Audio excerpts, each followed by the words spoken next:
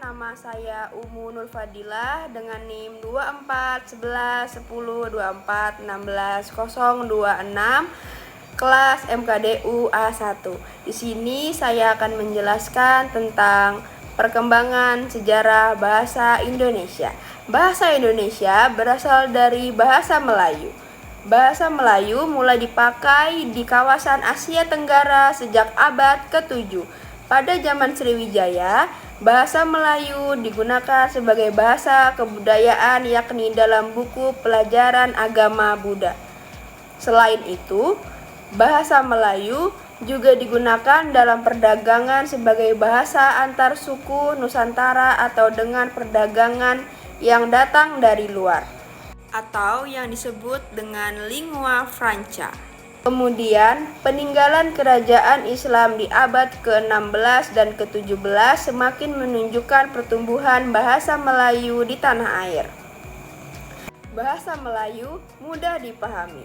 Bahasa tersebut juga muncul dalam berbagai variasi dan dialek, karena bahasa Melayu menyerap kosakata dari berbagai bahasa, seperti Sanskerta, Persia, Arab, dan Eropa. Perkembangan bahasa Melayu tersebut kemudian menumbuhkan rasa persaudaraan dan persatuan bangsa Indonesia.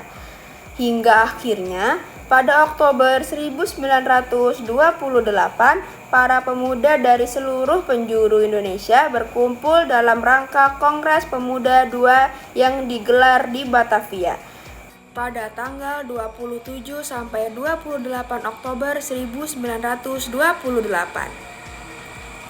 Pada tanggal 28 Oktober 1928, Kongres itu menghasilkan gagasan Sumpah Pemuda yang isinya: yang pertama, kami putra dan putri Indonesia mengaku bertumpah darah yang satu tanah air Indonesia. Kedua, kami putra dan putri Indonesia mengaku berbangsa yang satu, bangsa Indonesia. Dan yang ketiga, kami putra dan putri Indonesia menjunjung bahasa persatuan bahasa Indonesia. Dan saat itulah menjadi momen pengukuhan kedudukan bahasa Indonesia sebagai bahasa nasional pada 18 Agustus 1945. Bahasa Indonesia dinyatakan sebagai bahasa negara. Hal itu bertepatan dengan pengesahan Undang-Undang Dasar 1945 sebagai konstitusi negara dalam pasal 36 Undang-Undang Dasar 1945 disebutkan bahwa bahasa negara ialah bahasa Indonesia. Terima kasih. Indonesia tanah air